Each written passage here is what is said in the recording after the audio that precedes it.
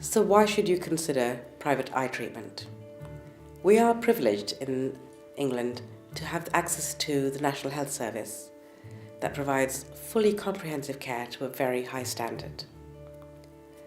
Patients have chosen to seek private care, in my experience, for a few reasons. This has been primarily because they want their care in the hands of one consultant. They don't like the fact that they vary between a consultant or a trainee in the National Health Service, even though the quality of the service may be very good.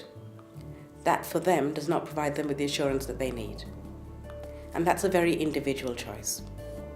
Some patients choose to access private care when they want aspects of care that are not available in the National Health Service. For example, the use of premium multifocal lenses or lenses that correct for astigmatism in cataract surgery, and this is for a greater degree of spectacle independence. Patients may also need to seek private healthcare if their treatment is not necessarily covered in the National Health Service. There are some limited restrictions on the use of high-cost drugs in macular degeneration. Patients whose vision's better than 6/12 are ineligible for this, and that's a very frightening prospect, as they want to be able to maintain their vision to the highest standard. Patients with vision worse than 6/96 are also ineligible for treatment in the NHS.